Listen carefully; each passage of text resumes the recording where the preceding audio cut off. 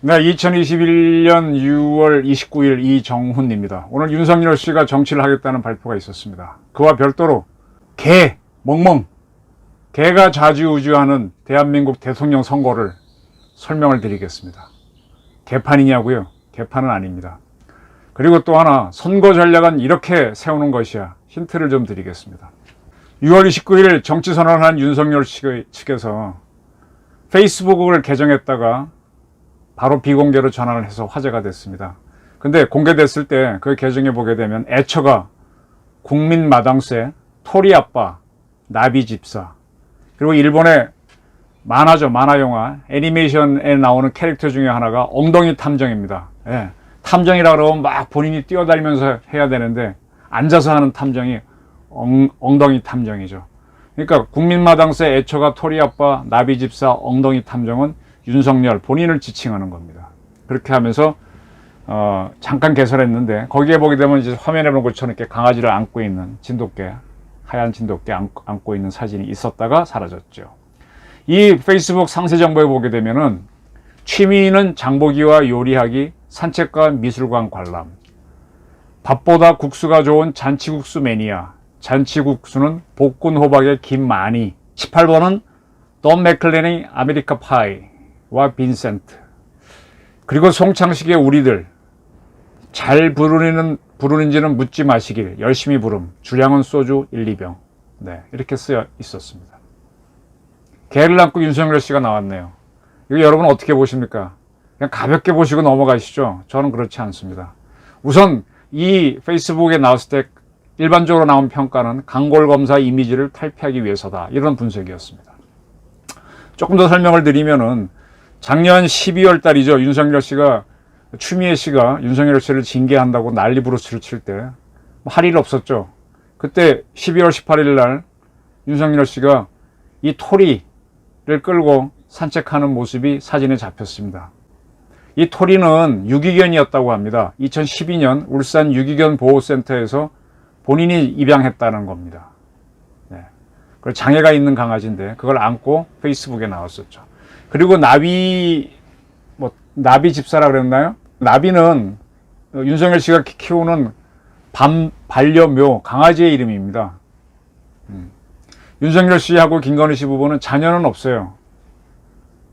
근데 개는 4마리, 고양이는 3마리, 사견 삼모, 네, 사남 삼녀가 아니라 사견 삼모를 키우고 있습니다. 왜 페이스북에 윤석열 씨는 개를 안고 있는 사진을 갖고 나왔을까요? 강골검사 이미지를 탈피하기 위해? 조금 이따 설명드리겠습니다. 이 기사가 뜨자, 이런 기사가 나오자 바로 문 대통령이 청와대에서 키우는 개, 흔히 퍼스트 도그라 그러죠. 그 이름도 토리다라고 하면서 기사가 나왔습니다. 이 문 대통령의 토리도 2015년 학대를 받다가 구조된 유기견이랍니다. 대선 후보 때 문 대통령은 2015년 입양 의사를 밝히고 2011년 당선되면서 청와대로 데려갔죠. 그때 2017년 대선을 기억하시는 분들 있으시면 그때 문재인 대통령이 이 개를 안고 개와 무슨 하는 행사에 많이 나온 거를 혹시 기억하십니까? 유추해 보십시오. 있을 겁니다. 현재 청와대에는 양산에 이제 문 대통령 사저가 있는데 거기서 키우던 개를 갖고 왔죠. 풍산개 마루. 그리고 김정은이가 선물했다고 하는 풍산개 곰이 이렇게 하고 이제 토리 3마리가 있습니다. 그리고 양산에서 키우던 고양이 찡찡이까지 해서 청와대에서 문 대통령 부부는 3견 1모를 키우고 있습니다. 문 대통령 자녀분은 일남 일녀죠. 아들분은 뭐 정부 지원 받아서 뭐 어떻게 했다고 좀 시끄러웠고, 따님께서는 뭐 방콕에 갔다가 어쩌고 저쩌고 뭐 일본서 대학 나온 것 때문에 시끄러웠는데 3견 1모하고 문 대통령 부부는 비교적 사이가 좋은 걸로 보입니다. 우리나라 이 정치를 설명드린다 그랬는데, 정치를 보려면 대한민국 사회부터 파악을 해야 됩니다.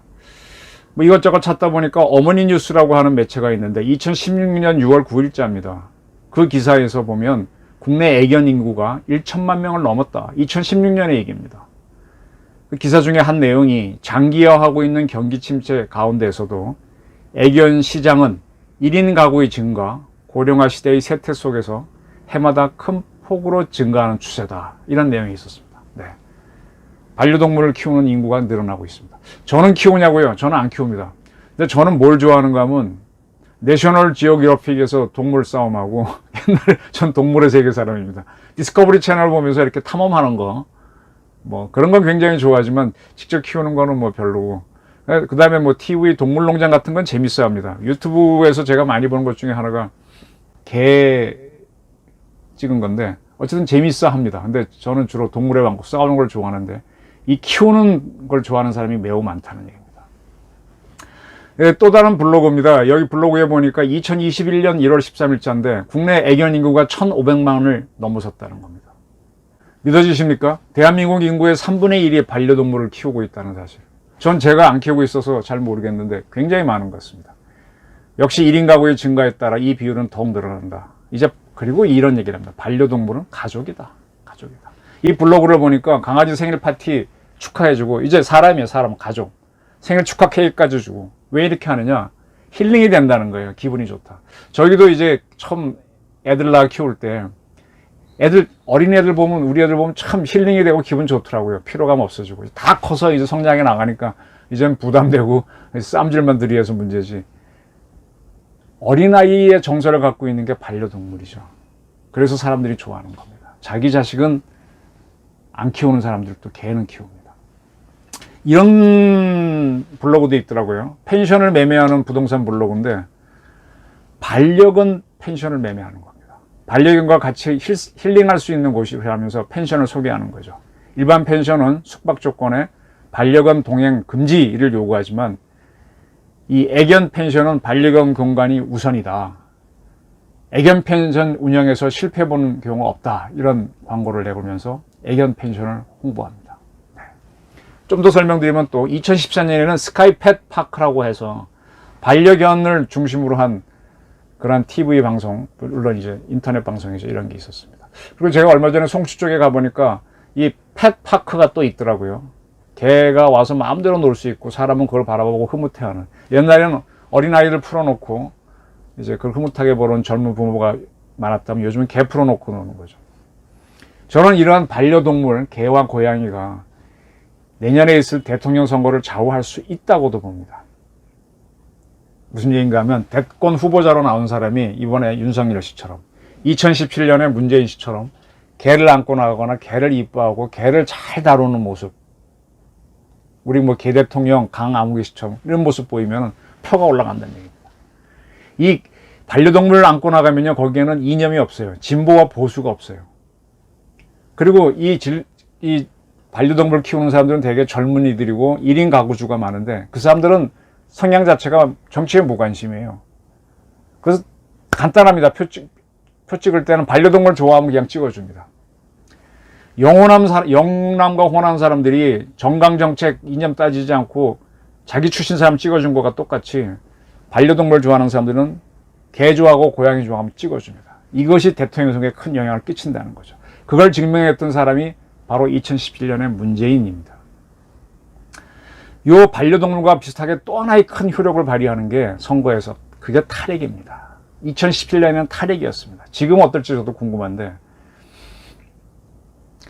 영호남 사람들이 진보 보수 안 보고 무조건 자기 진영 뽑듯이 탈핵 문제, 원전 문제로 들어가면요 진보와 보수가 없어집니다. 현재 2017년 상황을 이해하면 더 좋겠네요. 대한민국에는 원전 사이트가 4군데 있습니다. 신고리, 신월성, 신울진 빼고 신자 든 거 빼고 나면 울진, 월성, 고리, 영남에 3군데 있고 호남에는 영광 1군데 있습니다. 근데 이 원전 주변에 사는 사람들은 2011년에 있었던 후쿠시마 사고 때문에 불안해합니다. 따라서 내가 탈핵을 주장하면은 그 지역에서 표가 옵니다. 탈핵을 내세우면 득표에 도움이 됩니다. 이걸 잘 구사했던 게 지금 문재인 정권의 탈핵 정책입니다. 문재인 씨가 무슨 원자력을 뭘 알아요. 지진 한 번 난 것 같고 하사 보니까 거기에 국민들이 관심 많으니까 그걸로 확 간 거죠. 네. 그래 놓고 이제 원자력 다시 하려면 니들이 나중에 알아서 하라고 2000 몇 년 자기 퇴임 이후에 하라고 다 던져놓고는 그냥 질질 가는 거잖아요. 간단하고 정치 별거 아닙니다. 지난 2017년 대선을 다시 분석해 보면은 안철수하고 홍준표 표를 합치면은 52%쯤 됩니다. 문재인 씨 표가 48%쯤 될 거예요. 나머지 다 제하고 보면. 그죠? 무효표 다 빼고. 그럼 대한민국 선거에서는 진보와 보수로 투표를 하게 되면 보수가 보통 49나 51대 한 49 정도로 이기는 걸로 나옵니다. 근데 이거를 뒤집는 방법이 뭐냐? 반려동물 좋아한다 하고 나오면은 영남 지역에서 보수적인 사람들 중에 일부가 이동해 옵니다. 탈핵 정책을 내세우면 이동해 옵니다. 그렇게 해서 이기는 겁니다. 이게 선거의 정치 공학입니다. 문재인 대통령이 계속 김정은이랑 성실하다 이러고 하는데 그 이유가 여러 가지 있겠지만 정말 좋아서 그렇겠어요? 풍산께 받아오고 한 이런 것들이 자기한테 도움이 됐기 때문에 하는 겁니다. 인간적으로 진짜 좋아할까요? 글쎄, 그래서 그 인간 만나서 끌린다는 건 저는 거짓말 같습니다. 답답했던 거는 박근혜 대통령입니다. 그분도 개를 키웠죠. 근데 그 반려동물을 이용해서 자기 지지 세력을 끌어오는 걸 할 줄 몰랐어요. 박근혜 대통령의 답답함은 정치 공학적으로 이렇게 미숙함은 또 이런 면도 있습니다. 저였으면은 참 그걸 이렇게 해보라고 건의하고 싶었었는데 기회가 없었는데 촛불 시위가 한참 일어나서 본인이 고립됐었죠. 그때 보수교회에서 나와갖고 태극기 집회와 별도로 굉장히 우리 체제를 지키려고 하는 시위를 많이 벌였습니다. 그럴 때 박근혜 대통령이 아버지 박근혜였다면 또는 전두환 씨였다면 단호하게 이렇게 행동했을 것 같아요. 보수 교회 집회에 나와가지고 본인이 참여한다고 한번 기도하는 겁니다. 박근혜 대통령 자서전 보게 되면 자기가 전도사가 되기 위해서 신학대학을 가려고 한 적이 있었다는 내용이 몇 군데 있습니다. 제가 박근혜 자서전을 몇 개 봤는데 그만큼 기독교에 관심이 많아요. 그래서 기독교인들이 박근혜 지키게 나왔던 건데 그때 나와가지고 촛불 시위 와중에 교회 집회에 가서 참여한다. 그랬으면 아마 범보수 기독교인들이 일어나서 촛불 세력과 격렬히 싸우면서 탄핵 안 갔을 겁니다. 뒤늦게 이렇게 이야기한 게 무슨 의미가 있냐 그러지만 저는 그때 이야기를 참 해주고 싶었어요. 이념이나 정책을 떠나 싸움만으로 정치를 보는 것도 매우 중요하지만 그러나 그거 말고도 어디에서 내가 더 1%만 먹으면 되잖아요. 1% 상대가 1% 빠지니까 51대 49가 순식간에 49대 51로 뒤집어져. 49대 51로 뒤집어져. 이게 정치의 공학입니다. 개를 나는 윤석열, 페이스북 개설했다가 언론 비공개로 전환하는 거는 저는 상당히 효과 있다고 봅니다. 윤석열 강골인데 개 좋아하네 하면서 반려동물 좋아하는 사람들이 쭉 몰려갈 수 있다는 거죠. 이게 무슨 얘기가? 윤석열 캠프에도 이제 정치를 아는 사람이 있다는 얘기입니다. 정청래 의원 6월 28일 페이스북에다가 아주 비난을 했습니다. 바야흐로 배신의 계절인가? 한번 배신한 사람은 또 배신하게 돼 있고 누군가 배신의 길을 열면 우르르 따라쟁이가 줄을 선다. 독립운동한다가 독립운동 노선이 맞지 않는다고 곧바로 친일파가 되면 되겠는가? 이야, 참 뻔뻔한 얘기죠. 그죠? 독립 노선이 안 맞아서 친일파 된 사람은 드물죠. 이제 좌파가 돼서 문제지. 예. 이렇게 살짝 돌려냈네요. 정청래라는 사람은 참 특이한 사람이에요. 세상에서 제일 멍청한 사람이 평생 독립운동하다가 8월 14일 친일파로 돌아선 사람이다. 이렇게 세뇌를 시키려고 던지는 건데 사실은 제일 나쁜 사람은 8월 15일 독립하고 난 다음에 독립운동한 사람. 광주 사태 끝나고 난 다음에 광주 사태 운동했다고 떠드는 사람. 참 나쁜 사람이죠. 이런 사람들이 있습니다. 그리고 또 정청래 의원. 꼴띠가 뛰니 망둥이도 뛴다고 꼴뚱이나 망둥이나 욕망의 산물일 뿐 하고 비난을 했고 그럴듯한 명분을 내세우겠지만 국민의 눈에는 그저 그물에 걸리는 잡어들 꼴뚱이나 망둥이나 꼴불견이 될 것 이렇게 아주 독소를 퍼부었습니다. 누구를 욕한 것인지 아시죠? 이번 대선에 여당에서 출마하려고 하는 이광재 의원도 윤석열 전 총장과 최재형 감사원장의 대선 출마는 연성 쿠데타다 이렇게 비난했습니다. 양이원영 의원 이름 발음 힘드네. 탈핵주의자죠. 최재형 원장이 개인이 사리사욕을 채우기 위해 월성 1호기를 표적하고 정치감사했다는 사실이 확보해졌다. 최재형 원장이 대권 경쟁에 뛰어들기에 앞서 감사원의 정치적 중립을 훼손한 것에 대한 책임부터 져야 한다. 국회도 검찰과 감사원 등 준사법 기관 출신이 사퇴 후 바로 정계 진출을 할 수 있는 법제도를 바꿔야 한다라고 비난했습니다. 이런 비난은 굉장히 이제 뻣뻣하고 공격적인 비난인데 이게 이분들의 득표와 지지 세력을 얻는데 얼마나 도움이 될까요? 저는 큰 도움이 없을 거라고 봅니다. 심각한 비난이 표를 갖고 올까? 개를 안고 웃는 얼굴이 표를 갖고 올까? 정치에는 심각한 것도 있지만 힐링 정치도 있습니다. 개판은요, 개를 안고 있는 게 개판인데 개판은 심각한 것이 오히려 개판일 수도 있습니다. 저는 개판 정치가 이제 한국 정치에 들어왔다고 보는데 이미 문재인 씨가 시작했고 윤석열 씨가 받았습니다. 최영 씨도 개를 안고 나올지 또는 뭐 이재명 씨도 개를 안고 나올지 궁금하게 해요. 홍준표 씨도 개를 안고 나올지 궁금한데 이제 그렇게 정치가 이제 변하는 거죠. 저 이걸 보면서 제가 우려하는 거는 사람을 키우는 게 정치잖아요. 쉽게 말하면. 근데 사람보다 개 키우는 게 훨씬 쉽거든요. 사람 키워보면은 어릴 땐 참 귀여워요.